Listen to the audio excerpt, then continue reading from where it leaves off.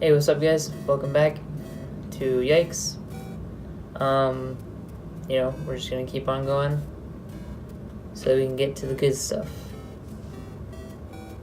But, like I said, we just gotta get through these little speed bumps so you know exactly what we're dealing with. And, like I said, keep your mind open. Don't judge anything straightforward.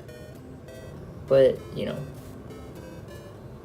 just be open into what I'm telling you, what I'm teaching you right now, so that we can really get into, like I said, the good stuff. So, we talked about white magic, and we talked about black magic and the difference between the two. We talked about what, selling your soul means, and, within that video, it says on Wikipedia right here, the pact would be between a person and Satan himself, or a lesser demon. So, with that being said, we have to go into, who Satan really is and what he kind of stands for in general. And instead of just jumping straight to the conclusion that it's a horrible character and blah, blah, blah, blah, we're actually going to go, and we're going to look at it. And like I said, you probably already have, ideas already set in your mind of, what this might be like. But like I said, just keep your mind open and listen to, what I have to say about it. And we're going to keep on going. So, when dealing with white magic and black magic, there's a thing in here that says, with respect to the left-hand path and right-hand path dichotomy, black magic is the left-hand counterpart to the benevolent white magic, which would be the right hand. And so, if you don't know what that means at all, we're about to talk about it. But in order to do that, I have to show you the image of Satan, or Baphomet, or devil, or whatever you want to call it, in order to actually, understand it. And I'm not telling you to be religious. I'm not telling you, I'm not trying to give you ideas on what to believe. But we're going to go into the symbolism behind what the image of Satan is, what the image would look like, because the image is portrayed, everywhere.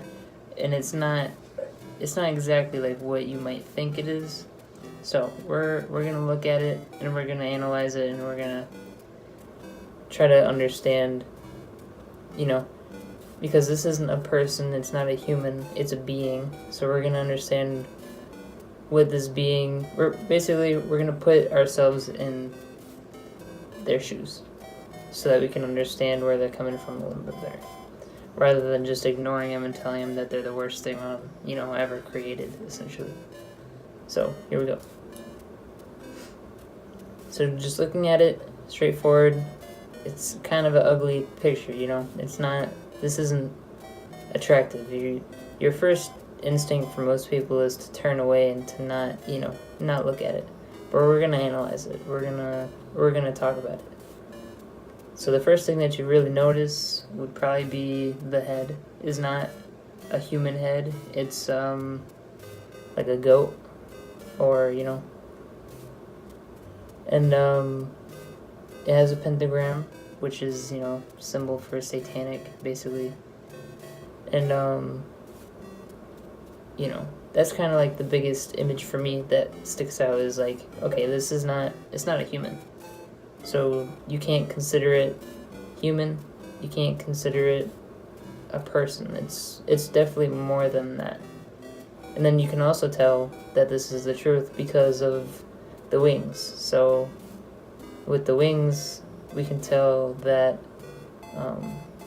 at one point in time, this being was an angel who happened to go bad, essentially.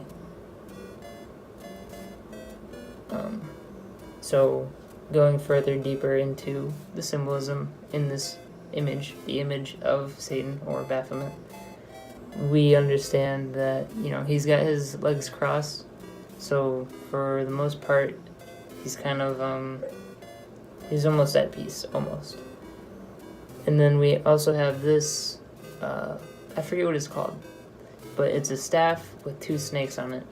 And the 2 snakes are intertwined on the staff perfectly so that the staff, it never like falls to the left or the right. It stays balanced and straight up.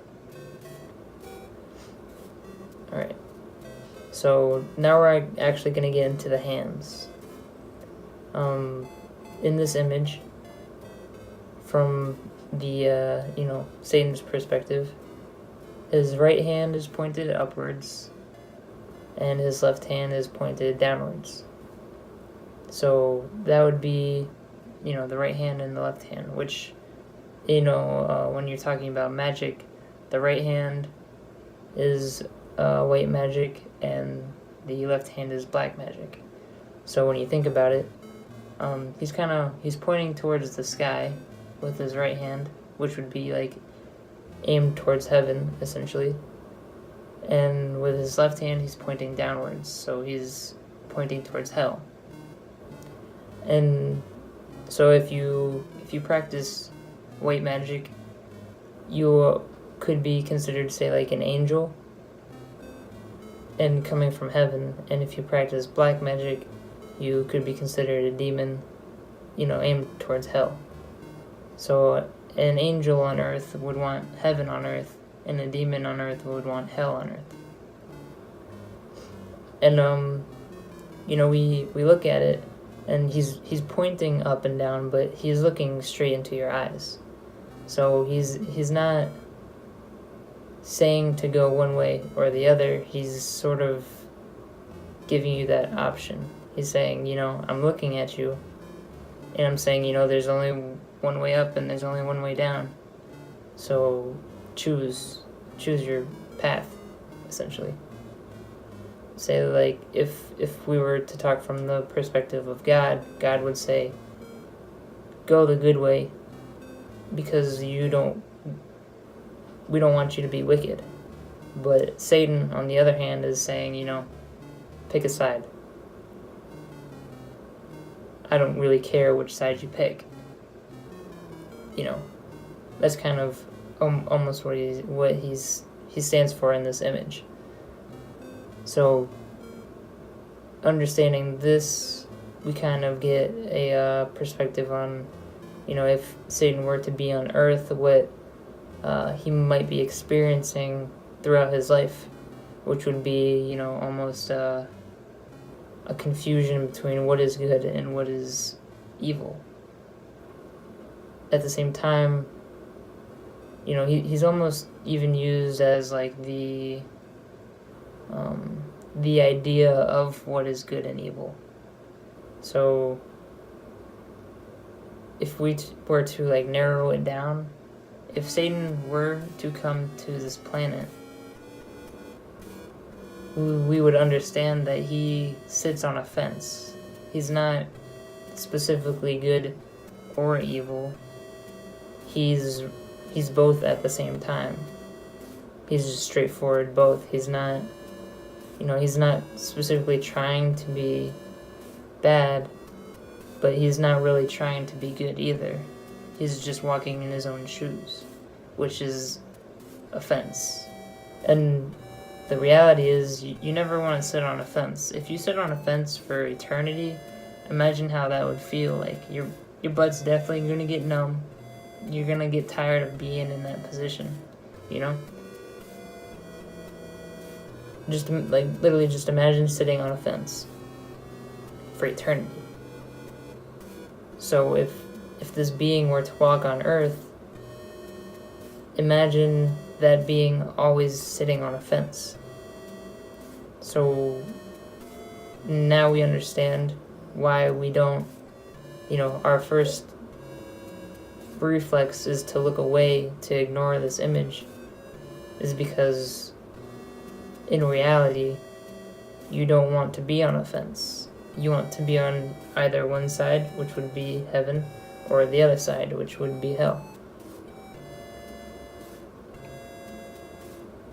And like I said, that's why we don't worship this image, or that's why it's, most people wouldn't. It's uncomfortable. It's not a position that you would ever really want to be in. It's especially not a position that you would want to be stuck in. So it's not specifically the idea that the devil or Satan is this horrible being and the embodiment of sin and whatnot. It's more of the idea that he is the embodiment of both the good and evil. He's a perfect balance. He sits on the fence and he tells you, weigh your options. Do you want heaven or do you want hell? And then that would be also like the pact that you would make with him, because he has supernatural powers. So he would say, if you want this stuff, you have to give me this stuff.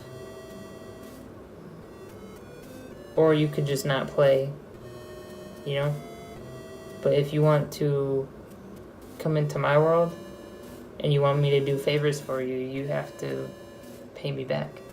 And that's how it works. And that, like I said, I'm just going to repeat it one more time so that we fully understand. The reason why we do not worship this image, which is, it can be drawn out in so many different ways, is because it is a fence. You don't want to be on a fence. You want to be on either one side of the fence or the other. If you sit on a fence for too long, you're going to get uncomfortable. And that's not, this is not what you want to be. You want to be, like I said, either on one side or the other. And so that, kind of concludes why we don't worship this image and why this image is considered bad, is because it doesn't lean on one side or the other. It's 100% in the middle.